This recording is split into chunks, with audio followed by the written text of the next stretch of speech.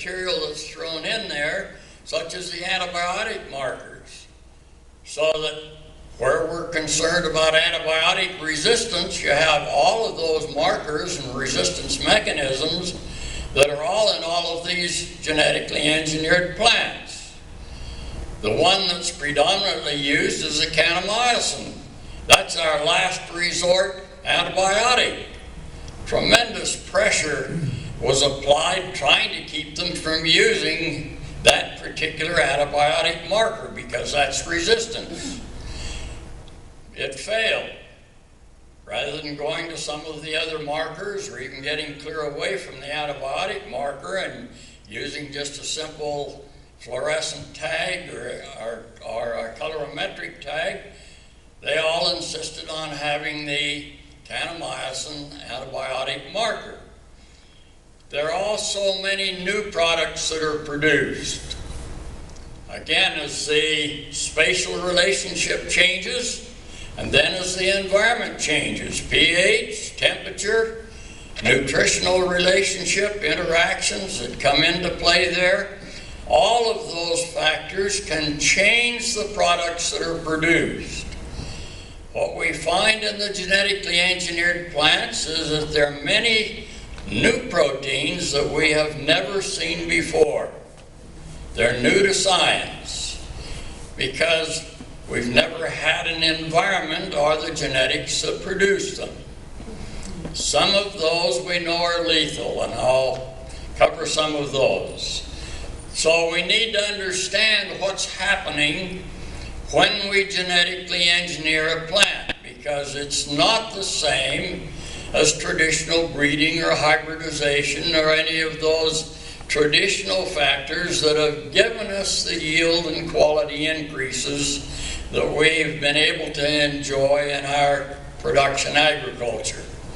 It's a totally different system, more similar again to an infectious process. Then we have to realize that there's the toxicity of the chemicals that are either produced as a result of those traits, the insecticides that are being produced, for instance, or the plants are containing pesticides because we've engineered them to be tolerant of the herbicides. You have glyphosate, you have 2,4-D, you have dicamba.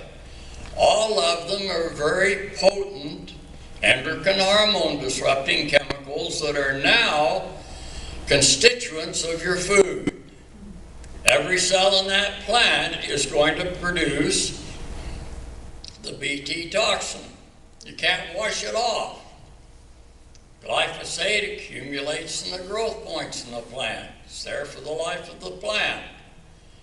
So that our exposure level, or our dietary intake of these toxins is dramatically increased in the genetically engineered plants because they're internal. They're not just external and chance exposure. There's nothing in the genetically engineered plant that does anything to degrade these chemicals. All it does is either promote their production or provide the protection for that plant so it isn't killed when you put the herbicide out. The herbicide still has all of its other characteristics as a very powerful chelating element as far as the nutritional status of the plant. A lot of objection to labeling genetically engineered foods because they say you shouldn't label a process. Again, you have to understand both of those factors, not just the chemical that's applied or contained within the plant and produced by the plant, but also you have to understand that this is a new system to science. We're in the middle of a very massive experiment because we don't have a precedent to go on except the infection processes that have been studied with certain disease organisms. Every every genetically engineered plant, and the research that's been done on it, and it's all in general quite limited, but every single one has sent up red flags as far as safety and health-related aspects. We can go back to the genetically engineered potato that was developed in England. Arpad Pusztai was given the responsibility to determine if this was safe. The concern was that in potatoes you have lectins and you have alpha-solanin, several other products that if the genetic engineering process would increase the levels of those natural products, they could be toxic. And that was what was anticipated, that could occur. And so Arpad at the Rowan Institute was studying these potatoes under a grant from the British government to determine if that was occurring or if there was a safety concern here. In his controls, he also included all of those known chemicals as different treatment effects, different control effects. And then he had his regular treatment where he was looking at the overall package. What he found was that in a very short period of time, short a time as 10 days, the rats started showing respiratory problems. They started showing liver toxicity, kidney toxicity, and perforation of the intestines. There was a television station that wanted to do an upgrade because this was new science that was being promoted. They came to Arpad and they said, can you give us an update? Does everything look okay? Arpad was concerned that there wasn't a regulatory mechanism which could protect the people, the consumer, if this was released readily. And so he said, no, I have some concerns, but it's preliminary. It's only 10 days. And the reporter said, well, what are your concerns? He said, well, I see respiratory problems. I see liver and kidney red flags going up, and I see some other problems. But he said the study is set up for two years for the lifetime of the rats, and we'll see how it comes out. But there are just some early indicators that we haven't been able to sort out yet. That was aired that night on the late news. The next morning, the government came in, locked the laboratory, fired Pusztai, and burned all of his materials. We know that it wasn't one of the normal toxins in a potato that could be in a potato because none of his controls for all of those materials, the known materials, were showing a problem. It was something else in the potato that was toxic to the rats that we'll never be able to identify because we can't exactly duplicate that genetic event. We may be able to come close to it, but we can't duplicate, and so we don't know what that real serious lethal problem, or it wasn't lethal at 10 days, but very serious toxicant was in that particular situation. We only know that it was apparently a new protein. When we look at the genetically engineered events, even the Roundup Ready event for Roundup tolerance, we find as many as 60 new proteins that we've never seen before. Some of those are very close to a prion, one of them. One of them not too far from HIV. But there are other proteins. Proteins are notoriously toxic or allergenic. So that those are the things that we start to look for toxicologically. And we know that there are many of them that are produced in addition to the protein for the EPSPS enzyme that gives tolerance to Roundup when it's put on a Roundup ready plant.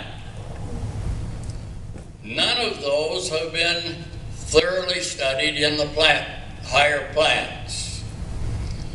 We had a situation in 1984 where we had companies that were producing tryptophan, an essential amino acid, an aromatic amino acid that's generally produced in our GI tract by various microorganisms, but it's quite often deficient in our diets. So there were 6 companies that had been making it, and a 7th company that got into the production of L-tryptophan as a dietary supplement, and were shipping the materials over to the United States because they could make it cheaper than we could make it in the States. Within a very short period of time, people were coming down with anaphylactic shock. They're developing rashes. One priest said that within hours after taking his nutrient supplement, he broke out with an intense rash, started swelling, typical anaphylactic type reaction. Said that the pain was so intense he could neither stand nor sit or lay. He just groaned. Took 12 years to identify that new protein. It's 3-PAA. The disease is referred to as eosinophilia myalgia syndrome based on the symptoms. Again, it took 12 years. It took 4 years before it was isolated, or the cause was isolated to the one chemical company that had genetically engineered their bacteria to be twice as productive as their competitors. They had an outstanding program. They purified it to 99.9%. But in that 0.1% was a product that killed 80 people and has left 10,000 permanently incapacitated before the materials could be pulled off the market. As our pad was concerned with the potato, if that would have been merely predisposition to cancer, or to inflammatory bowel, or to any of the other common diseases that we have a high background on, it's difficult to sort out even a 20 or 30% increase in the incidence of those diseases against that background. And especially with genetic engineering without labeling, and 80% of our food is contaminated with genetically engineered components, you don't have a clean control. So you don't have a clean reference point. You're relying on the epidemiological patterns. And that takes time. Again, with the L-tryptophan, you had over 60 new proteins in addition to the 3-phenylamine diamine compound.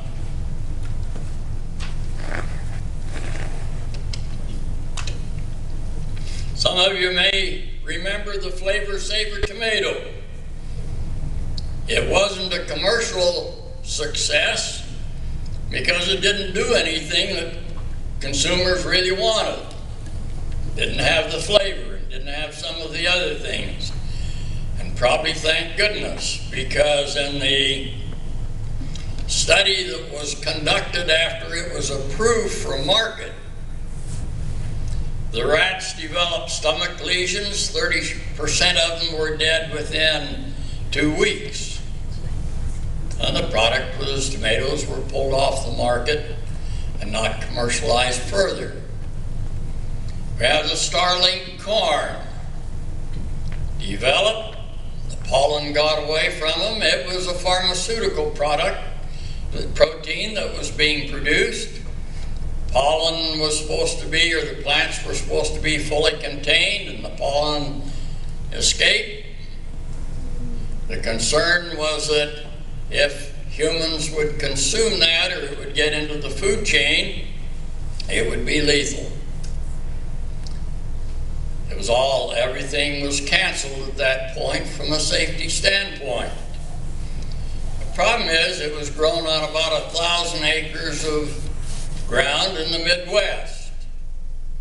Japan and South Korea still refuse to import any corn that's grown on a field that had ever grown starling, because it's been documented that the microorganisms in the soil and decomposing the stubble from the corn plant can pick up that genetic material, and then 10 or 12 years later have the possibility to re-engineer a plant that can produce those toxins. We have today a number of genetically engineered plants that are common, with 80% of our food containing components from them: corn, soybeans, canola, cotton, alfalfa, and a few others thrown in there. We not only have the difference between the normal and the genetically engineered plant as far as the trait characteristics, whether it's BT or whether it's Roundup Ready, is 99%